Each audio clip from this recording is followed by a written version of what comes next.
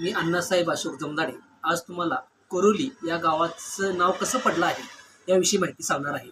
सर्वप्रथम करोली या नावाचा इतिहास अनेक इतिहासकारांनी असं सांगितलेलं आहे की इथं कोळी समाज जास्त प्रमाणात राहत असावा आणि या कोळी समाजांनी शेती किंवा मासेमारी केली जात असत आणि यामध्ये त्या कोळ्यांची आळी आळी म्हणजे गल्ली, लक्षात का बघा, म्हणजे कोळ्यांची आळी यावरून करोली असं नाव पडलं असावं असं काही इतिहासकारांचं मत आहे।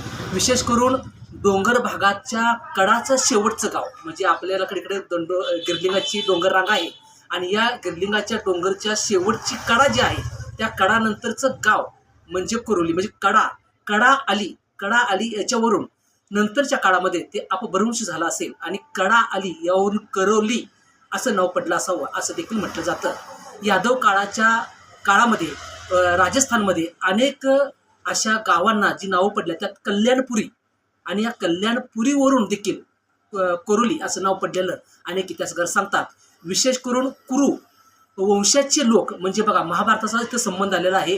कुरु वंशाचे लोक जे आहेत त्या कुरु वंशाचे लोक इथं राहत असावेत म्हणून त्याला कुरु आली आणि त्यातूनच नंतरच्या काळातील मग ते करोली असं अपभ्रंश झालेलं आपल्याला दिसून येतं। आता दुसरं सांगायचं म्हणजे आधुनिक काळात बघा करोली टी आणि करोली यम असे दोन गावाची नावं आहेत। हा इतिहास फार अलीकडचा आहे, म्हणजे ब्रिटिशांच्या काळातला आहे। टी आणि यम म्हणजे काय आहे तेही तुम्हाला सांगतो। करोली टी म्हणजे तासगाव संस्थानामध्ये येणारं हे गाव होतं आणि करोली यम म्हणजे मिरज संस्थानामध्ये येणारं हे गाव होतं, म्हणून त्याला करोली टी म्हणजे तासगाव संस्थानातील गाव आणि करोली यम म्हणजे मिरज संस्थानातील गाव असा त्या गावांचं नाव नंतरच्या काळामध्ये टी आणि यम जोडलेलं आपल्याला दिसून येतं। नमस्कार।